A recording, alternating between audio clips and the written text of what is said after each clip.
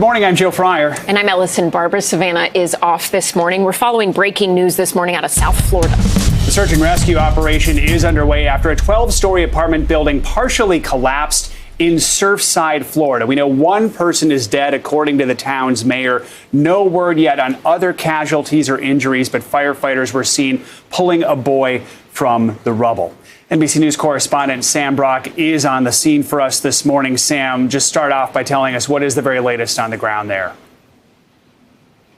It's a little calmer right now, Joe, than it was when we first got on scene early this morning, 3:30, 4 o'clock. We were watching as fire ladders were carrying responders from balcony to balcony. I could hear the sound of sawing going on as they were looking for people. That is no longer taking place from what I can see right here. I'm going to point you over my shoulder. That's the condominium building. From this side, it looks fine. It is the northeast quadrant that, in the words of both the mayor and the residents who live there, pancaked, literally just collapsed and fell down. We just heard from Surfside's mayor, Charles Burkett, who said that there is no precedent for this kind of thing around here. He is not aware of any buildings in Miami Beach collapsing like this. He said it feels and looks like a bomb went off, but we know it did not. We have to get to the bottom of this. He also expressed his concern for the firefighters who are responding, the fact that there is still a threat right now that building could completely collapse. So they've evacuated at least 50 rooms at a nearby hotel. He also confirmed for us that police said there's been at least one fatality. So that is now officially confirmed through the mayor of Surfside. Right now, the search and rescue effort, Joe, continues. It's hard to see from right here what's going on, but we do know, as you alluded to a second ago, in the overnight hours, there was a rescue, 2 people taken out there, one of whom was a teenage boy carried on a firefighter's shoulder. At least that's what we're hearing from that video and from reports here. I spoke with some neighbors. One woman who lives on the 9th floor, she said, "It is my full expectation that I lost friends." She said she's on the 9th floor. She was removed from the part of the building that actually collapsed, but that she is almost positive that there will be fatalities here beyond just the one that I told you about. And the mayor also mentioned the fact that people were able to get out because of the fact that a portion of the building was still standing, so they could move to that area of the building and get out. But it's just hard to imagine, Joe, given the amount of residences here. There's 130 plus, according to the website of the group that manages the Champlain Tower South, which is what this is. And, you know, you're figuring about a third of it collapsed based on the number of lines, vertical units that fell down. That's 40 or 50 units. And lastly, Joe, I would just add that the mayor said they were largely full. This, you know, it's Florida. Obviously, people come down here for vacations, but they are under the impression there were a lot of people in that building when it partially collapsed. We're waiting for more updates this morning, Joe. And Ellison, let me send it back to you. All right, Sam Brock. Sam, thank you so much. We actually did hear from the mayor of Surfside just a little bit ago, speaking with the Today Show. Let's take a listen to what he had to say.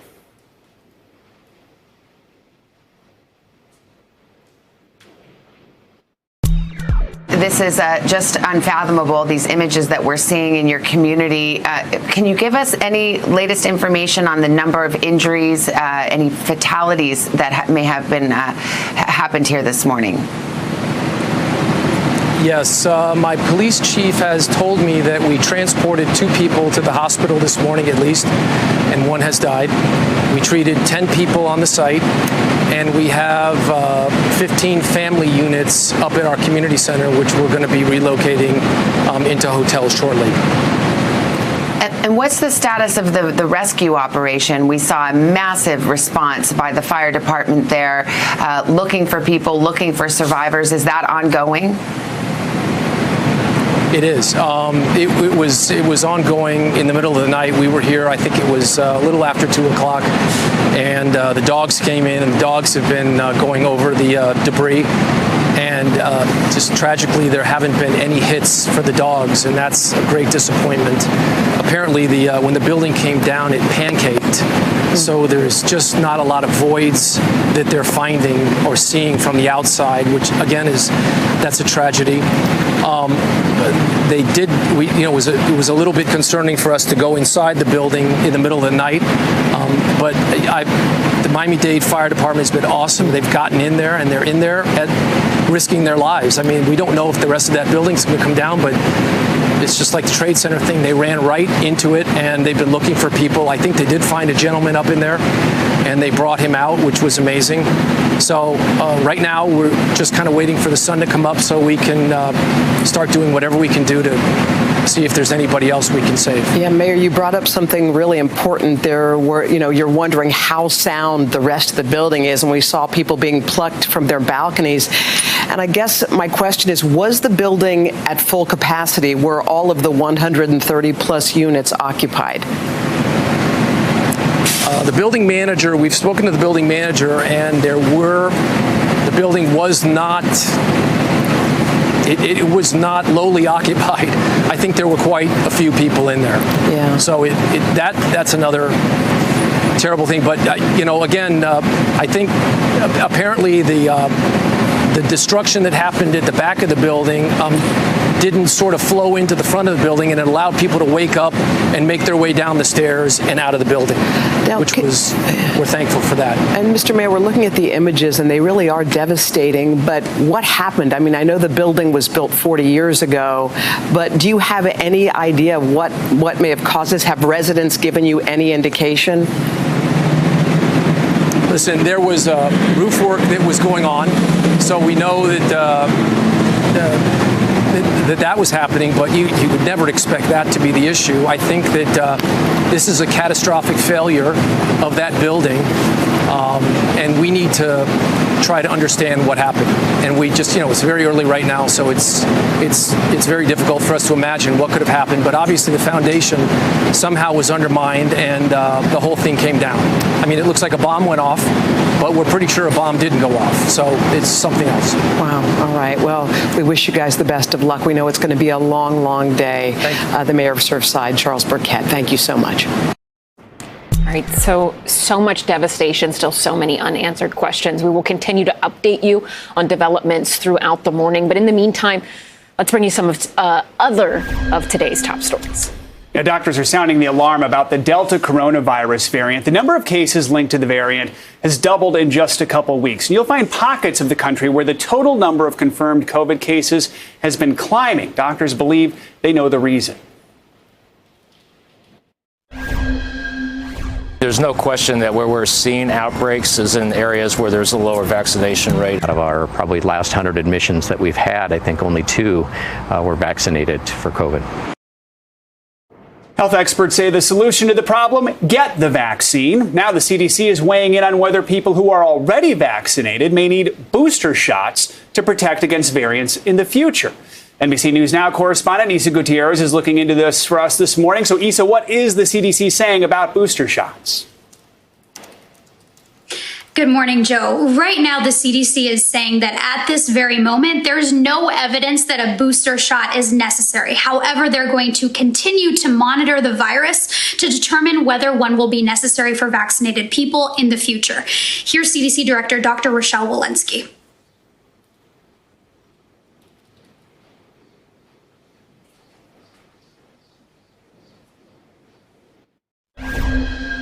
And we really are focused now on what are the data that we're going to need to see, to inform exactly the question that you asked. Most of the data we have so far are out to 6 months. And so that doesn't mean that it ends at 6 months or that your immune protection ends at 6 months. It's just that that's the data that we have so far. And so we're looking for a longer horizon to help make those decisions.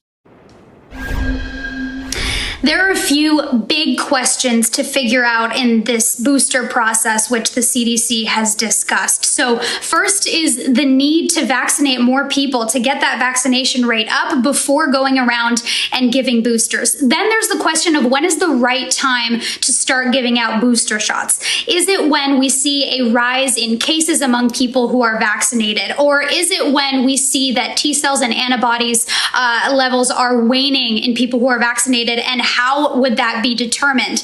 Then there's the question of what would these booster shots look like? Would it be a third dose, for example, in the case of the Moderna and the Pfizer shots, or a second dose in the Johnson & Johnson, someone who's gotten a Johnson & Johnson vaccine? Would they look exactly like those first and second doses or those first doses, or would they be targeting specific variants? These are things that we know Moderna, Pfizer, and Johnson & Johnson, all those companies have said that they've been looking at, studying now for months. The FDA has said that all of these questions would have to be answered, as well as the safety and side effects of a booster vaccine would have to be looked at before it can be recommended. Joe? All right, Issa, another issue the CDC is looking at. A panel for the CDC met yesterday to look into the heart conditions connected to young people who got the vaccine. So what did they find? What are the risks for young people and teens?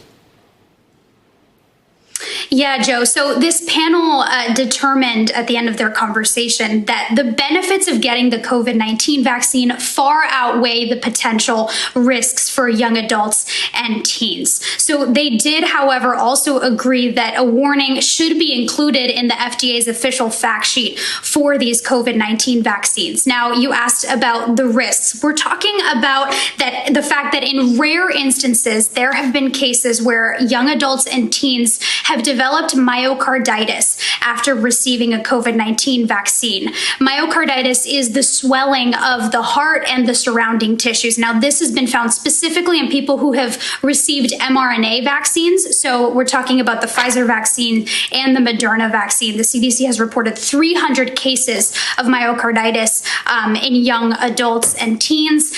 Again, however, they're saying that the benefits of getting the vaccine outweigh these potential risks that occur in rare instances, especially because a large proportion, or the largest proportion, of new COVID-19 cases that we're seeing in the U.S. right now are among young people. Joe? And Issa, to date, more than 606,000 Americans have died from the coronavirus. So now we're actually seeing the impact the pandemic has had on overall life expectancy. What does that look like? Yeah, Joe, the life expectancy here in the U.S. plummeted in 2020, widening the life expectancy gap between the United States and other high-income countries across the world. Now, a new study showed that the sharpest decline in life expectancy was among Black and Hispanic Americans. So take a look at these numbers here. These are the new numbers released by the National Center for Health Statistics. For white Americans, average life expectancy at birth dropped by about 1.4 years between 2018 and 2020. But then when you look at the average Hispanic Americans' life expectancy, theirs decreased by about 3.9 years. And then the average lifespan of a Black American decreased by 3.25 years. Joe? All right. Interesting numbers. Issa, thank you so much. Appreciate it. Colorado is one of the places where health officials are sounding the alarm over the Delta variant. It accounts for nearly 40% of new cases in the state and could become the dominant strain within weeks. NBC News reporter Dasha Burns has the latest. Hey, Ellison, Colorado has the second most Delta variant cases in the U.S., and the majority of them are concentrated here in Mesa County, and it's led to a rise in hospitalizations. At this point, county-wide, hospital capacity is at about 96%, and they're seeing numbers here that are mirroring what they saw back in November of 2020. But of course, Ellison, it's very different now because there is a COVID vaccine. However, Mesa County is lagging behind the rest of the state when it comes to their vaccination rate. And the health experts here say that is the biggest factor and the biggest concern. This is a county that is more rural. It's more conservative. A lot of folks here really focused on personal choice, on lack of government intervention, especially when it comes to the vaccine. What that has translated to is a pretty tough situation for the hospitals in this area. I want you to take a listen to some of what we heard. Everybody's done. I mean, I think that's part of the challenge, too, is so many people are just done with this. They want to get back to life. But if they would just get vaccinated, we could be there a lot sooner. Most of the patients that we're seeing hospitalized these days are unvaccinated. And out of our probably last 100 admissions that we've had, I think only 2 were vaccinated for COVID. It's tough. I think if the general public could see what we're experiencing, not only at our hospital. Miami-Dade County officials are providing an update on the early morning building collapse in Surfside, Florida. The mayor speaking right now. Let's listen in. The rubble. Miami-Dade Fire Rescue is leading the efforts, and they have been on the scene since the early morning, and they're doing an amazing job. Thank you so much to our brave fire rescue workers. They have years of experience in this type of operation, and they are doing everything they possibly can do. So we need to allow them to do their work.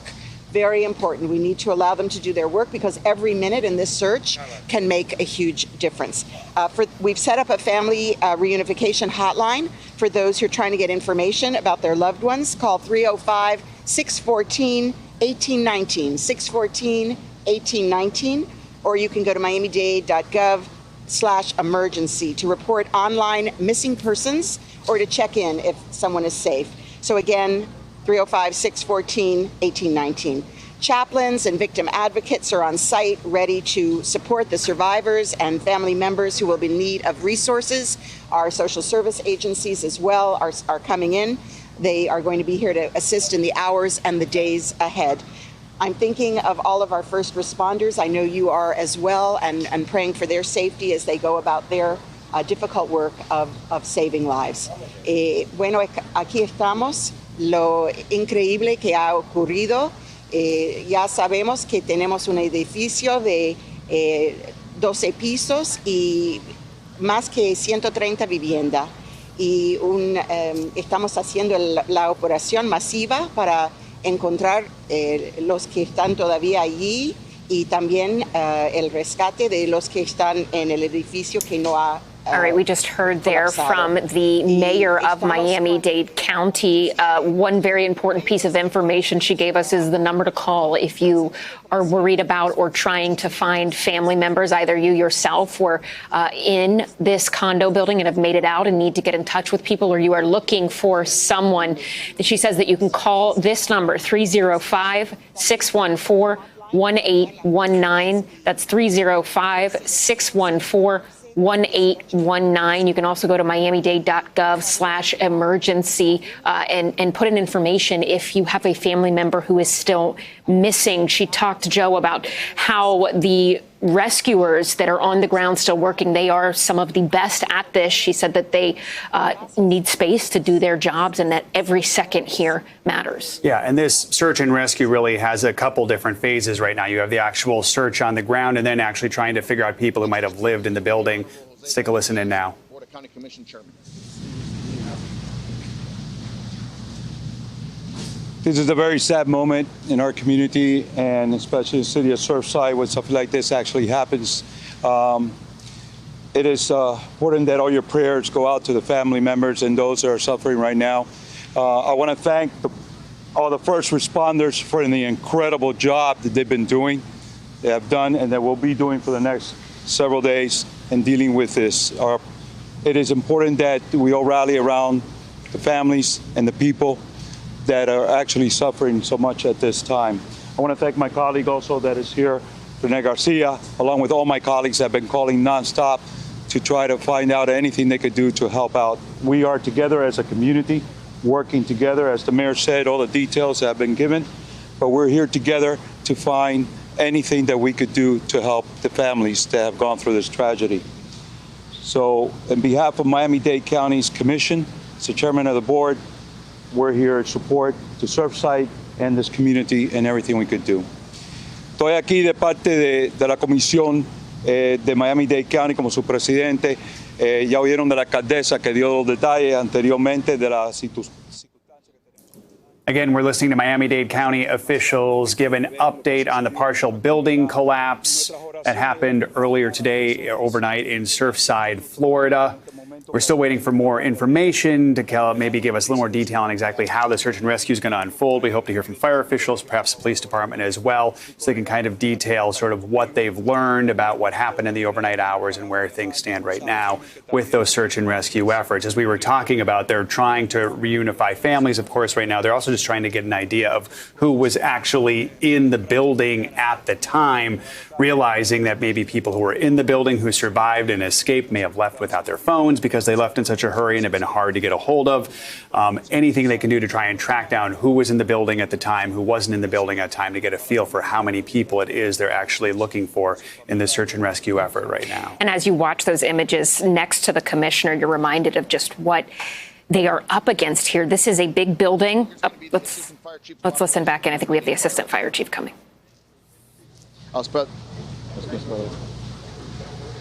Good morning. Ray Jadallah, RAYJADALLAH, Miami-Dade Fire Rescue. So Miami-Dade Fire Rescue at approximately 1:30 this morning responded to a reported building collapse. To summarize, we had a 12-story, 136 unit apartment complex that had sustained a partial collapse. The northeast corridor of the apartment had collapsed, approximately 55 apartment units. Our units began search and rescue efforts. They pulled 35 occupants that were trapped inside the building. In addition to those 35, 10 were assessed and treated. 2 were transported to various hospitals. Search and rescue efforts are still ongoing. We do have operations conducting inside based on additional intel that we're receiving from resources inside. To kind of echo the mayor's words, we have established a reunification center, and if you do have loved ones that are not answering your call, we ask that you do contact the phone number that's been given to you, 305-614-1819. Thank you. To do the Spanish for Miami-Dade Fire Rescue, PIO Erika Benitez. Erika Benitez, portavoz del Departamento de Bomberos de Miami-Dade.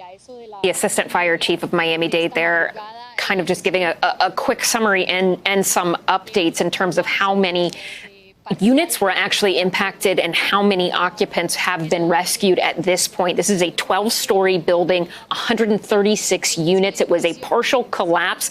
They say approximately 55 units were on the side of this building where the collapse occurred. That's a collapse that has been repeatedly described as the building just pancaking. It is completely flat. Search and rescue fire officials, they got 35 occupants out from the building. 10 people were assessed and treated at the scene. Again, that according to the assistant fire chief. He says that 2 people were transported to the hospital. We know from reporting this morning that at least 1 person has passed away and died. Rescue efforts, though, you can hear them talking about them. You can see them from earlier this morning. They are still very much ongoing. What you can see off to the corner of your screen here is a young boy who was rescued, pulled from the rubble this morning. Something we heard Joe, the commissioner, say a minute ago is how this team of rescuers, they are some of the best at this, but what they need right now in the community are prayers and just support. And as you watch that young boy come out, you see exactly why they really do need that. It's an incredible scene and something we were hoping we'd see more of this morning, but have not seen any more scenes like that. Let's listen into the officials here. And their families. The Miami-Dade Police Department's role will be the lead investigative agency. We will be working with Surfside Police Department and our other municipal partners. Our goal is to provide a thorough investigation and closure for our families. Estamos aquí, somos los príncipes en la investigación de lo que ha pasado aquí. Vamos a trabajar junto con las otras agencias y estamos rezando para la familia y las víctimas. Gracias. Freddie Ramirez, Director of Miami-Dade Police Department. City Manager of Surfside, Mr. Andrew Hyatt. First and foremost, our thoughts and prayers are with the families and the victims. Also, I just want to make sure that the emergency personnel understand how important it is that we have their participation here. We appreciate it very much. We've been in contact with Senator Scott, Senator Rubio's office. We've been in touch with the governor's office, Governor DeSantis, the county mayor, other towns in our area, and we're very appreciative of what they've offered and the assistance, anything we need. This is not going to be something that is going to be brief. It's going to be something that's going to be for the long term and possibly, at least a week. And these people behind me, it's very important that you recognize them because there's a lot of support here, and this is who is helping to make this happen, that we can resolve this as quick as possible. Thank you.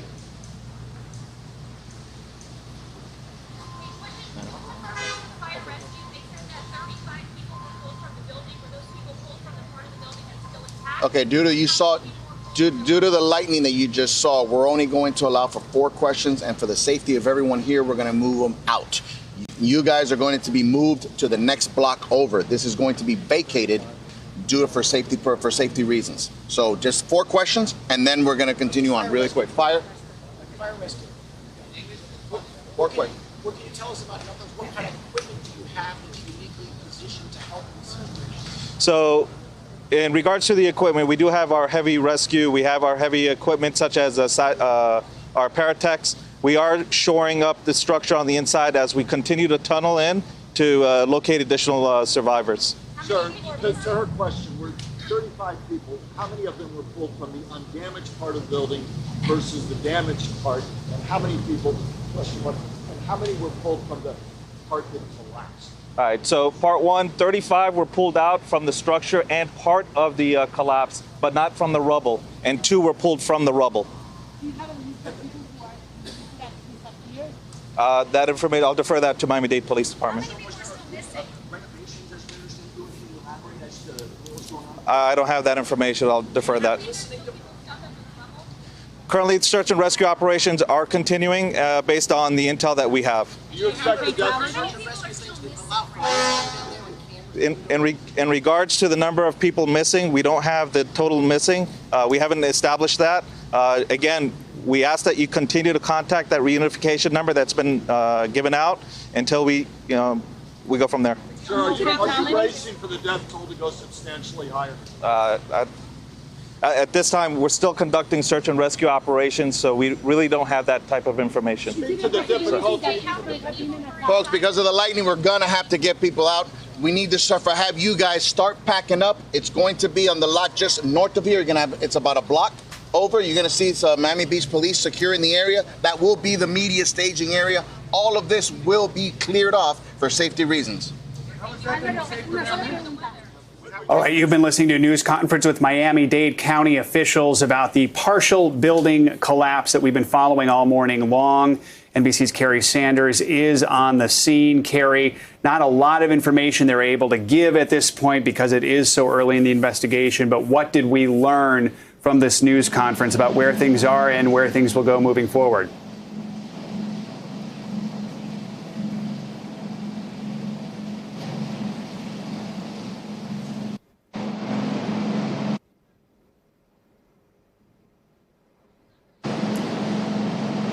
All right.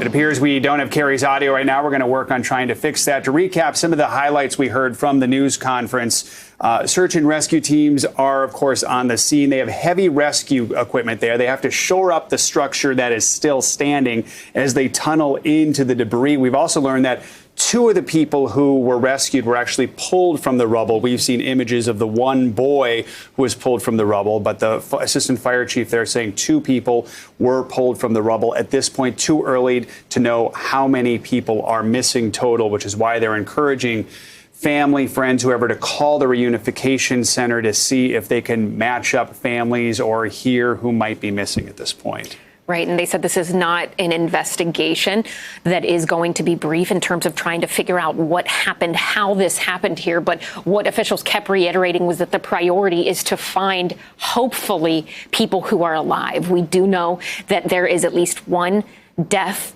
due to this collapse, that 10 people were assessed and treated at the scene. 2 of those people were transported to the hospital. Earlier this morning, we'd heard that 3 people had been taken to the hospital. 2 of them were in critical condition, 1 fair condition. We now have been told by the fire department there in this update that 2 people are still hospitalized at this point and 2 people were transported.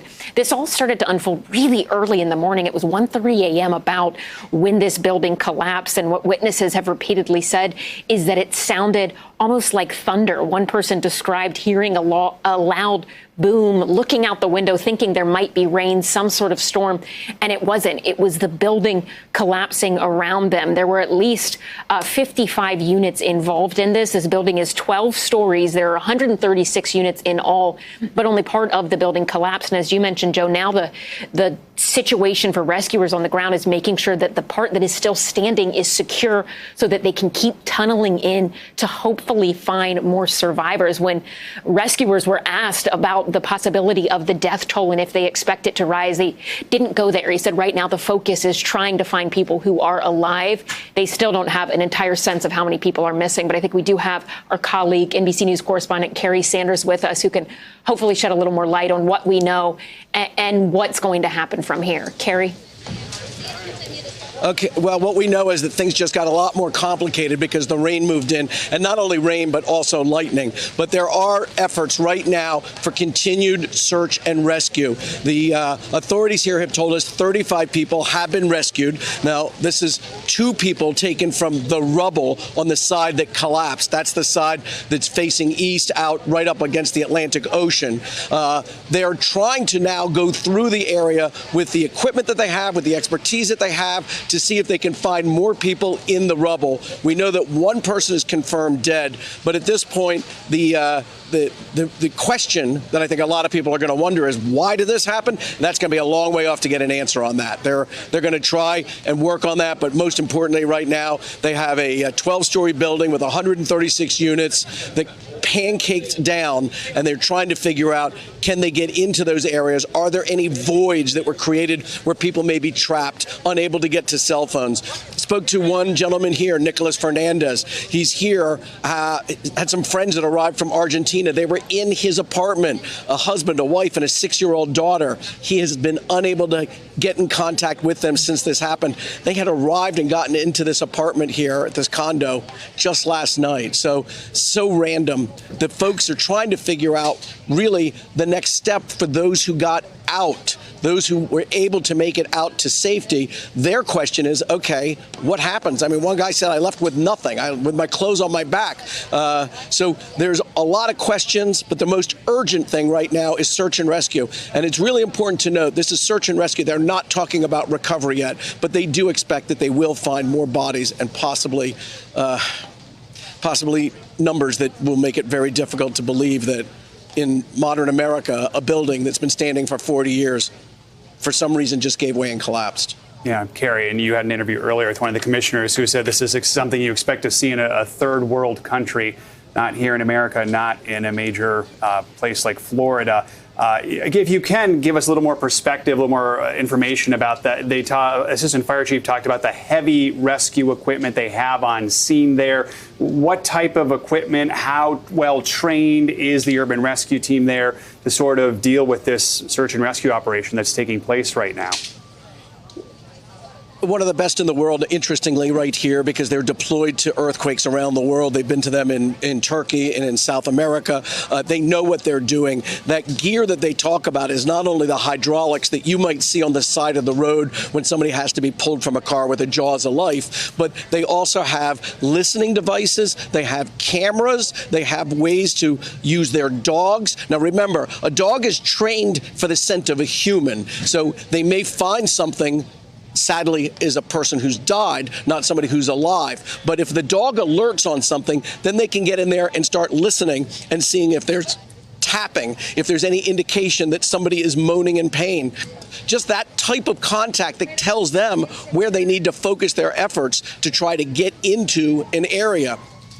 But at this point, that's all going on right now, and they'll continue, lightning or not. But the rain is going to make things slower out here, and they're going to be on this really for a long time before they say that they fear that there's no reason to continue. They will continue for a long time here. Carrie, as you're standing there, and I know you'd mentioned earlier seeing, and you spoke with one of them, people looking for families.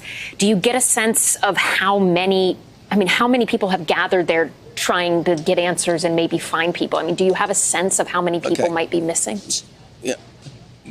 Yeah, I got here shortly after 4 o'clock, and I went to the makeshift evacuation center. So I talked to many people who, first of all, were able to get out, fortunately. And then I met people who were looking for information of loved ones. So I've met at least 3 people here who are waiting to find out information of loved ones. Understandably despondent, and really there is no answer for them. And the only thing that those aides who are here, they send victims' aides out, the only thing those victim aides can tell them is they may still be trapped. It may be that they just can't get to their cell phone to communicate.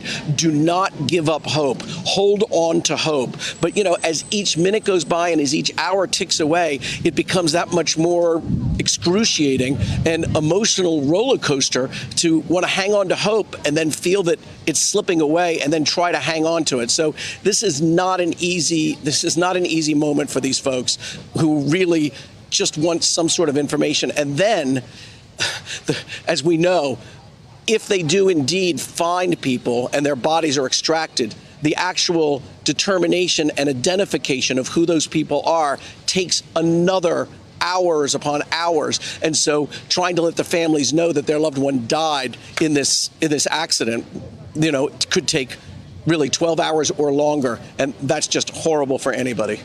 As one official told you earlier, Carrie, the answers are under that rubble. Carrie, we appreciate your reporting this morning, and we hope maybe we will see more inspiring, positive images like the one we saw overnight with the young boy who was pulled out of the rubble. We now know 2 people have been pulled out of that rubble. At least 1 person has died in the wake of this partial building collapse in Surfside, Florida. One bit of good news, despite the difficult weather moving in, lightning weather. You heard Carrie say there that these search and rescuers, this urban rescue team, they can keep working, might slow things down, but they're not going to stop. And we will stay with this and bring you any sort of information, any updates we get. As you said, Joe, everybody, I think, is praying, dreaming, hoping to just hold on to hope here. Yep. All right. NBC News Now continues right now. Stay with us. We want to bring you back to the scene of the early morning building collapse in Florida. Witnesses describe a chaotic scene and confusion as they tried to escape. Carrie Sanders joins us now from the ground. Carrie, just describe for us what you're seeing right now. To the balcony. We took with us 2 elderly people. The rest also went up the staircase, but they dispersed. I'm not sure where they went. These 2 people we didn't know before. We took them into our apartment. We said, we're going on the balcony.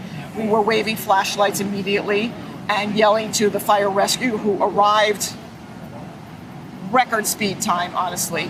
And they said, we got you. We're trying to assess what's going on. We know you're there. We're coming for you. And we were probably the first 4 people that they took down. And then we saw the building, and it was like, oh my God, like we were just inside. And you don't know if it's going to keep collapsing or what's happening. You just don't know. And immediately my thoughts reminded me of 9/11, and I did not experience that. But I can only imagine, based on the pictures that I saw, that it must have been that look. Those are the visuals that I saw. And so in your mind, were you thinking this is an accident, or were you thinking terrorism? I did not think terrorism. I said something happened here, but I didn't think it was terrorism. They have been doing work in the building. Which there is no terrorist link thus far, so we don't think that. I did not think that initially. I just said something happened here. Maybe from the work they've been doing a lot of work on the roof with the air conditioning. Like I said, at first I thought it might have been a fire, but it clearly wasn't. Tell me what you heard. Some folks have told me they heard a boom, another boom, and a third boom. I only heard one, really, that I can identify. Which may be the last one that woke you up. I'm suspecting that it was. And again, it was kind of like thunder, but not really. Like, wait, that wasn't thunder, but it sounds a little like it. And when you live on the 3rd floor, you don't always know it's raining because it's not hitting your rooftop. So that's why I immediately looked outside and saw it wasn't raining. I'm like, what is going on here? It's so crazy. Ophi, they're still looking for people. They've found at least 1 person already who died. And how do you feel right now about all of this? My heart goes out to those families. It really does. It's just, 1 minute you're sleeping and the next minute your life changes. We do have people that we know in the building. I don't know where they are. It was the middle of the night, so it's not like they were out at a restaurant or, working or anything like that.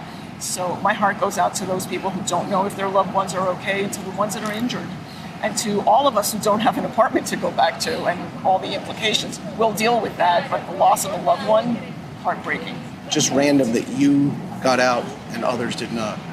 Absolutely. And like I said earlier, I always wanted to live facing the other direction because I didn't like the noise. And I just thank God that we did face in that direction, because there's no way that the fire truck would have gotten to us or that we would have been standing here. So you're going to want answers. What do you want the answers to? What do you want to know? I would like to know how this came about. It's so unusual. Was it the age of the building? Was it the construction that was going on? What happened? I've heard some people say maybe there was some kind of a sinkhole. It just sounds unusual to me. So I hope people know, because we need to prevent this from happening in other places. So you want to know an answer, but you don't have one? No, I certainly don't have an answer. My mind's just boggled at the moment that something like this could happen in this day and age, in this community. Okay. But the response has been overwhelming. Thank you. The first responders are just, I'm always in awe of them. And when you see what they do, we're all rushing out and they're rushing in, and that's amazing. Well, So I'm we glad. Thank them. Glad you're safe. Thank you very much. Thank you. Random. Thank you for doing your job. Think about this. How random. Totally. You have to thank God and live each and every day. Right. Hug your loved ones. Thank you. Thank you. Okay. Be well. So we're gonna get the microphone off you.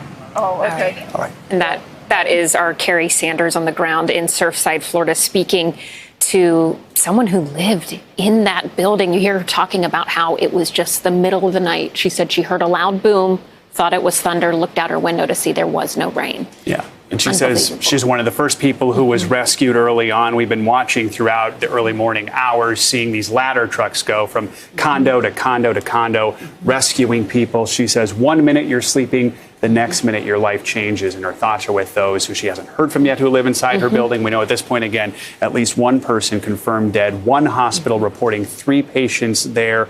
2 are in critical condition. 1 is in fair condition. The mayor also saying earlier that 10 people were treated at the scene. But the scope of this thing is massive right now, and it's just too early to really know the full picture of what has happened, what the death toll might be from this, how many people may have been injured, how many units were involved. But our Sam Brock, who's on the ground there, also said he figures it's about 1/3 of the building that collapsed. Yeah. I mean, you look at these images and the word we keep hearing witnesses, the mayor say, is pancake. It just pancaked. This building, we know the entire building itself has over 100 units. But as you said, it looks like, according to the reporters we have on the ground, only about 1/3 of the building was impacted by this. But you think about how many people could have been in each of those, 40 to 50 units. And we don't know. We don't know how many families, how many visitors might have been there. This is a popular time for people to be at the beach, a popular time for people to rent places just like this. This is about a 20-minute drive from kind of the heart of that stretch on South Beach that is so iconic and so many people know well. So this is an area that people like to visit. If people weren't living in one of those buildings, you have to imagine some were rented. And in terms of how many people were there impacted, we just don't know. And we do not know what caused this. We do know, and we heard that witness talk about it there, that there was some construction going on in the building. The mayor has said that was work taking place on the roof. Not a very old building. It was built in the early 1980s. And we really don't know what has caused this. But what everyone is saying, and what anyone looking at those photos thinks, is that is an answer that people need to know, and they need to know quickly so that this never, ever happens again. But for now, we just don't even know how many people could have been lost here. And when you look at those photos, it's scary to think about what we might know in a few hours. Yeah, the aerials are giving us a stronger look at this. And no doubt answers about why this happened are going to take some time. And the priority right now is the search and rescue efforts, trying to account for everyone. They're going to have to try and figure out, who was home in these residences. And as that witness we just heard, that resident just said, unfortunately, this was the middle of the night, so it's more likely that more people were at home. Maybe they were away on vacation, but if they weren't, odds are good that they were at home and perhaps sleeping. And again, this happened very, very quickly. This building was built in 1981, a 12-story condo building, more than 130 units total inside. Again, not all of those units collapsed. It's believed about 1/3 of the building may have collapsed. We're still waiting official word and hoping to get more official information from authorities. With Miami-Dade, the fire department there is on the scene performing the rescue. Dogs have also been searching this area, we're told, and the mayor said earlier that dogs had not got any hits yet, which was disappointing news. Yeah, and we have with us now actually the mayor of Miami-Dade County, Daniela Lavinia Cava. I apologize if I got any of that wrong, Mayor, but we appreciate your time this morning. Can you just tell us I know this has happened really just in a matter of hours. At 1:30 a.m., I believe, is when this building collapsed. At this point, what do you know, and what are you hoping to find out? So this is obviously a huge tragedy. We're all working hard to find out what we can. The on the scene. The Miami-Dade Fire Rescue is leading the effort. We have Surfside Police working in collaboration with Miami-Dade Police and our Miami Beach Police. At this time, we do know, we have confirmed that one person did pass on the way to the hospital. And of course, everybody is on the scene, many search teams, and we're going to do everything in our power. The people in the intact part of the building have been or are being evacuated. This was a 12-story building. There were 130 units, and so it is a massive search and rescue operation. What is the priority right now? We know a lot of people are asking, how did this happen? Why did this happen? And that's going to take some time, we understand. Right now, what is it that crews are focused on? What's the top priority? Yeah, well, the top priority is definitely to evacuate the remainder of the building that was not impacted by the collapse. And as well, they do have those teams on site to search out, unfortunately, the rubble. And we're all here working around the clock in great coordination with local, county, and state authorities to move this forward as quickly as possible and keep as many people safe as possible. How big of a worry is that, though? Are they worried about the stability of the remaining structure right now, since we don't really know what happened here? It's all under investigation. There are engineers on the scene. It does seem to be a separate portion of the building. It's separated from the main, from the part that's intact. So, clearly they do not know, because they do not know exactly the cause. And they are going to have to deploy the engineering team to investigate. And Mayor, we're looking at images where you can see two rescuers. One of them has a dog with him searching into the rubble. You could see the dog a minute ago. You can't necessarily see him right now, but I'm just curious. The mayor of Surfside talked about dogs being there searching for signs of life and them not getting any sort of hit, was the word he used, and he said that it was disappointing. Do you have any sense of how many people might still be missing at this point, and any indication of whether or not the death toll could rise from one? Really, the information we have is that it's 130 units and 12 stories. And of course, some have been evacuated and one passed. And that's really all the information we have at this time. Do you have any sense of the residents in this building? Was this a building that was predominantly people who lived there year round? Could some of the units have been rented out or maybe even vacant? Could you give us a sense of kind of this, what residents may have been here? Really, I can't tell you that yet, but of course, this is a building that's been here for a while, and I'm sure there were many longtime and permanent residents in this building, as well as probably some visitors. This is right on the beach in a beautiful community of Surfside. It's a small community, just a few thousand people.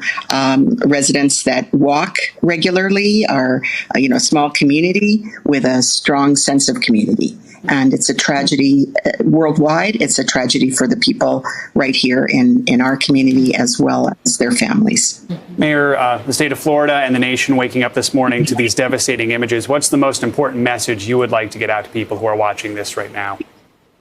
I think prayers and support for the incredible work of our emergency personnel who are on the scene. They've been on the scene since the wee hours of the morning, and we'll spare no resource, no effort to make sure that we can bring people out safely as quickly as possible.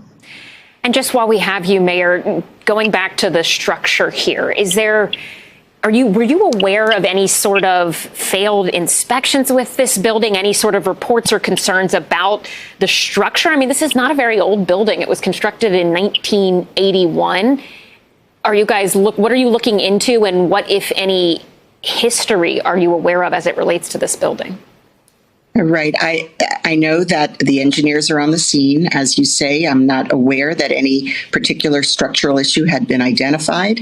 I think this is a total surprise to everybody concerned, and we will get to the bottom of it.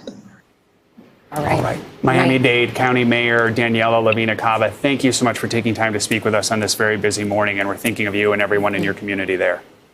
Yeah, I'm on my way. Thank you. All right, take care. We'll continue to update you on developments throughout the morning. In the meantime, we're going to head to break right now. Harrison Ford injured his shoulder on the set of Indiana Jones 5. Disney says the film will continue shooting and they'll make changes to the schedule as Ford continues his recovery. He was hurt while rehearsing for a fight scene. It's unclear how serious the injury is. This isn't the first time that Ford's had a movie mishap. He injured his back while making Indiana Jones in the Temple of Doom back in the 80s, and he broke his leg filming Star Wars: The Force Awakens. And Ellison, he's, I believe, 78 years old and still pushing forward, getting injured. Probably doesn't bug him that much. Doesn't slow him down much. I mean, it's amazing. I will say, and I'm embarrassed a little to say this because I know you are very up on pop culture. I did not know they were making another Indiana Jones. So I wish the best for Harrison Ford. And I'm so sorry he's injured, but I'm also right now very excited to find out that we're going to get a new Indiana Jones. I had no idea. It's exciting. They'll probably never, as long as he keeps going, which will be forever, they'll probably just keep on making the Indiana Jones movies. So good to see that, and hopefully he has a quick recovery and they can get back to making the movie. Wish him the very best. I'm excited to see the movie. All right, moving on, switching gears a little bit. The Secretary of Defense is backing a dramatic shift in how the military handles sexual assault in its ranks by prosecuting those cases outside the regular chain of command. NBC News Pentagon correspondent Courtney Cube has the details. Historic change could be coming to the Pentagon. Defense Secretary Lloyd Austin is backing a proposal that would be a major shift in how sexual harassment and assault cases are handled in the military. The cases would be referred and prosecuted outside of the chain of command. Right now, military commanders decide whether to charge someone. Secretary Austin's proposal: create a special prosecutor to assess sexual assault, harassment, and related crimes like domestic violence. Changes supporters say that are long overdue. The message and culture in the military has been clear. Shut up, suck it up, and don't rock the boat. Despite resisting this change in the past, some military leaders now support it. Why are we doing that? Because the data shows that we haven't moved the needle to solve that problem. Too late for Vanessa Guillen, who was murdered by a fellow soldier. If the legislation that we're advocating for was established before what occurred to Vanessa, yes. I think this could have been prevented. Secretary Austin will recommend these changes to the president in the next few days, but changing the law, the Uniform Code of Military Justice, that's likely to take longer. Ellison? Great. Thank you, Courtney Cube. We're continuing to follow that breaking news this morning out of Surfside, Florida. A partial building collapse, a condo building, a 12-story building. Our reporters on the scene say it looks like about a third of that building has collapsed. We know one person has died, according to the mayor. 3 patients have been taken to one hospital. 2 of those patients are in critical condition. 1 is in fair condition, and search and rescue efforts continue at this very hour, both on the ground, in the rubble where the collapse happened, and also to rescue the people still in the parts of the building that have been left standing. Yeah, this morning, our colleague Sam Brock said rescuers were going balcony to balcony trying to get people down who were still in parts of that building. There are at least 80 Miami-Dade fire units at the scene, or at least that's how many initially responded. And just as we're watching the different videos come in, you can see the amount of people on the ground trying to help. We just talked to the mayor of Miami-Dade County. She said she's about to make her way towards this scene, but what they need right now, in her words, are prayers. They don't know how many people were in these units that collapsed. She described this community as a tight-knit community. It's not a very big community. It is obviously the summer, a really popular time for people to be down in this area. This is right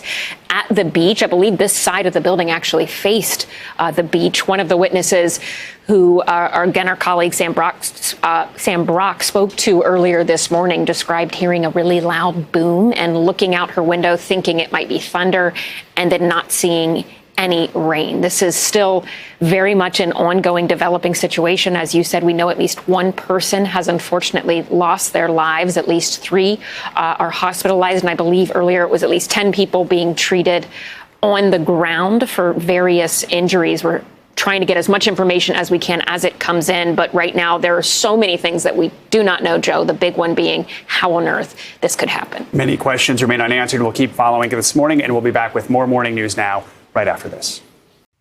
Hey, NBC News viewers, thanks for checking out our YouTube channel. Subscribe by clicking on that button down here and click on any of the videos over here to watch the latest interviews, show highlights, and digital exclusives. Thanks for watching.